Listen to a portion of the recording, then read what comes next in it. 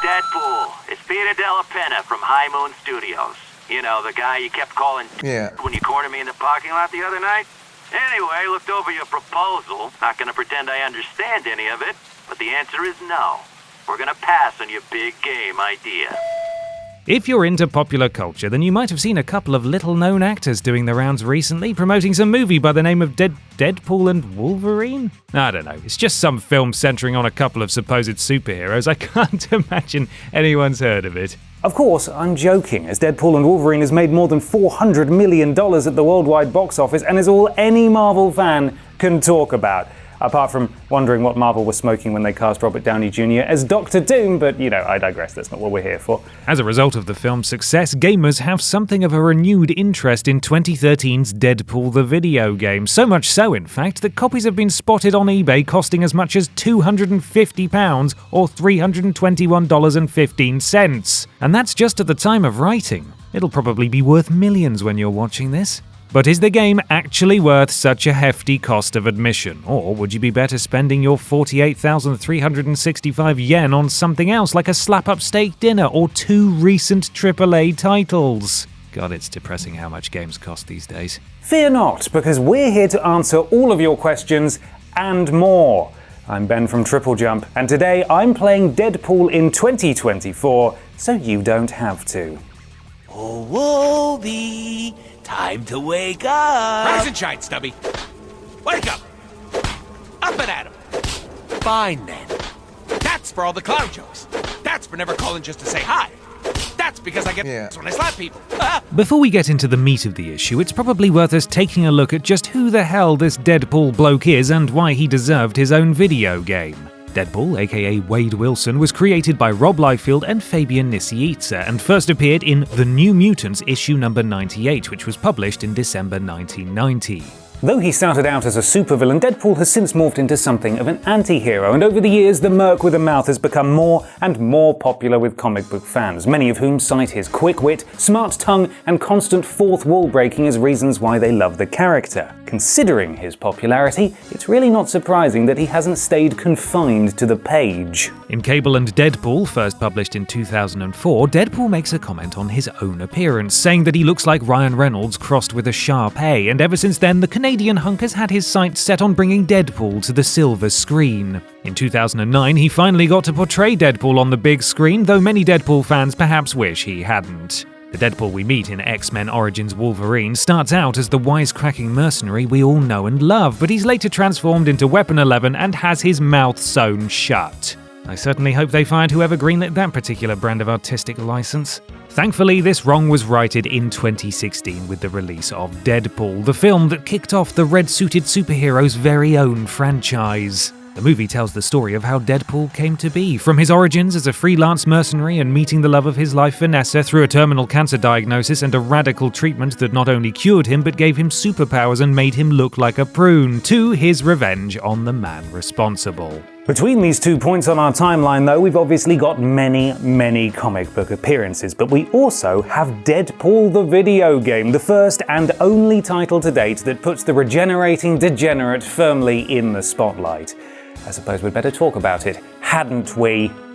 This could explain a critical plot point. The survival of Earth entirely depends on...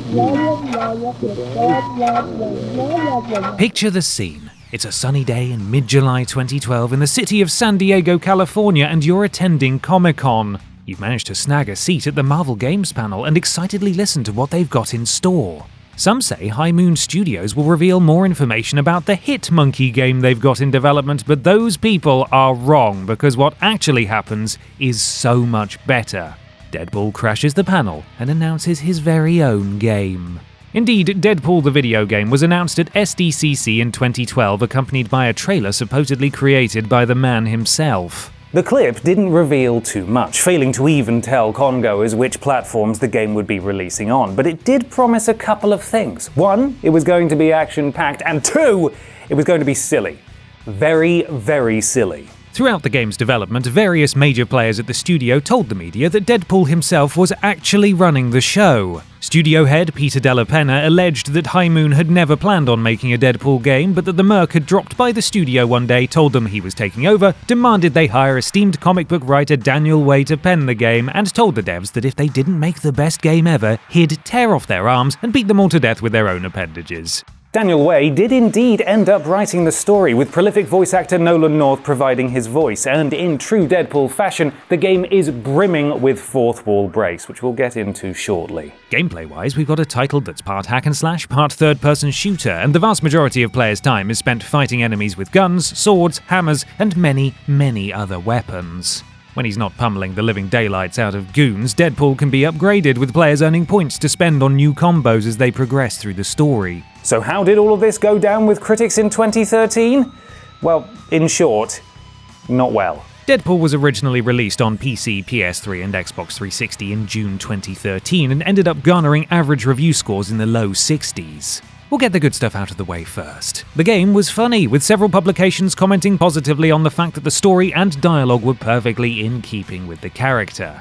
Alas, however, the actual game wasn't considered to be very good, and reviewers complained that the controls were wonky, the combat was lackluster, and the whole thing was horrendously repetitive. Furthermore, they questioned whether the studio's heavy reliance on the source material was a good thing, as it meant that the game had limited appeal. Critics can be harsh though, can't they? And certainly it seems Deadpool found a place in the hearts of many of the DP faithful who picked it up. However, I've not played it, so I think it's for the best that I give Deadpool a try for myself. That can't be too hard, can it? Well, balls. Time to make my own luck. $1 billion, here we come. What? A cow? Nice try, Wheel. There are no cows on Genosha. These days, playing older games usually isn't that hard. You could head on over to your digital storefront of choice and pick up a copy, and thanks to backwards compatibility, it'll probably even run on your shiny modern console. Alternatively, you could visit your local second-hand entertainment store. Over here, we've got the likes of CEX and Cash Converters, and get your hands on an older title that way. Deadpool, however, is a special case. As you probably know, in order to make licensed video games, publishers have to acquire the rights to do so, and in the case of Deadpool, Activision acquired the rights from Marvel. There was a catch though, because this license expired on the 1st of January 2014, just 6 months after the game's initial release, and as such it was removed from digital storefronts. Physical copies were still available for as long as stocks lasted, but naturally they didn't last forever. Then, on the 15th of July 2015, Deadpool mysteriously reappeared on Steam without any kind of fanfare. Hell, even Activision themselves didn't say anything about it, it was just there. No official reason was given, though internet message boards speculated it was something to do with the then upcoming Deadpool movie.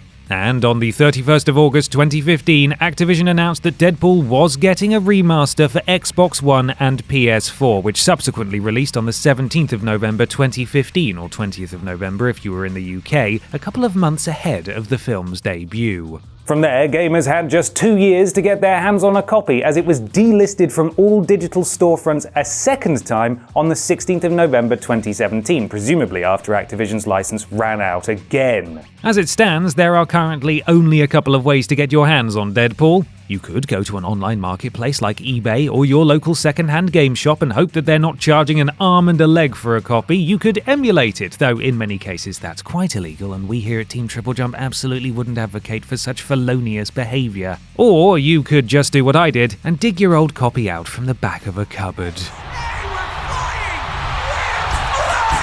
We cannot fly. Well, it is good to have dreams.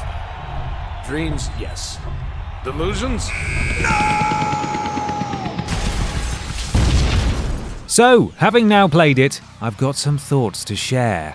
Just what happens in Deadpool the video game? Well, in true Deadpool fashion, it's immensely meta and fourth wall breaking. Deadpool knows he's in a video game, as you might expect, but the plot of the game encompasses both the fact that he's working with a representative from real-world developer High Moon Studios and the supposed plot of the game, which is delivered to DP at the start and is immediately scribbled over with crayon. As such, he doesn't actually know where he's meant to go or what he's meant to do, following the scrap of what he did read of the script by attempting to assassinate media mogul Chance White. A chaotic, globe-trotting adventure then ensues, bringing him face-to-face with the likes of Wolverine, Rogue, Psylocke, and Domino, trading blows with Arclight, Vertigo, and Blockbuster, and seeking the assistance of Cable to thwart the plans of Mr. Sinister, who's exhuming the bodies of deceased mutants to create an army of clones. Oh, and also Rogue briefly becomes Lady Deadpool after absorbing his powers, Death and DP reconnect, and his dog Mr. Snookums gets our boy killed by a grenade. It all ends happily ever after though,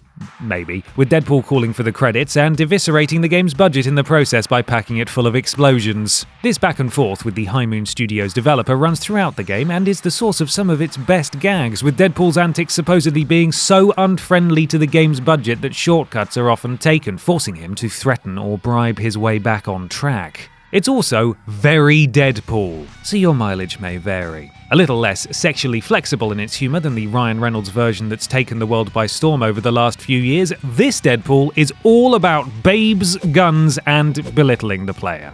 Well, you can officially move out of your parents' basement, get a job and a life, and maybe, just maybe, you'll kiss a real girl. Many of the jokes come courtesy of memes, which even at the time were showing their age a little. Yo, dog, I heard you like boots. So I put my boots in this boot so I can stomp you while I stop you. And although Nolan North does an excellent job hamming up the place with his take on the Merc with a mouth, as well as the two competing voices in his head, I just can't hear anything other than Rocket Raccoon at this point. No, you shut up, Quill. Tired of hearing the sound your face is making. Blah, blah, blah, Eternity Forge. Blah, blah, blah, family. Blah, blah, blah, mom. Wah. Shut up! If you're all aboard the pool train, however, the gameplay sadly is far from a highlight. While there are occasional distractions and some really fun set-piece moments, the vast majority of the game is a tedious hack-and-slash slogfest with light platforming sections. The cutscenes and character interactions are definitely a high point then, but when the road to each is paved with highly repetitive button mashing and the same handful of quips played on repeat, it can be a lot. It also does that thing I hate about Saints Row, where because he breaks the fourth wall, Deadpool complains about the sameness of the levels, about fighting copy and paste enemies over and over again, and the D-list villains. Now I understand that it's supposed to be funny and the game making a joke at its own expense, but really this approach only serves to highlight the shortcomings of what you've paid good money for. After all, you as the player still have to travel through the bland levels, still have to defeat the repeating foes, and still have to fight these bad bosses. Hang out here often? Get it with the dude, seriously? I'm gonna sing the pee-pee song. Nice. Yeah. So to go back to our original question, is Deadpool worth seeking out in 2024, or would you be better holding on to your cold hard cash?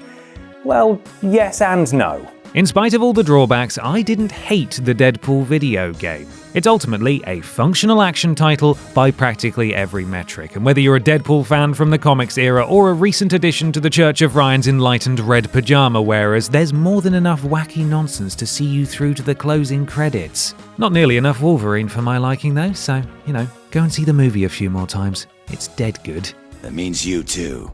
Yeah, duh. It's my game. Game. This is serious. You quit scratching your ass, bub, and get into the fight.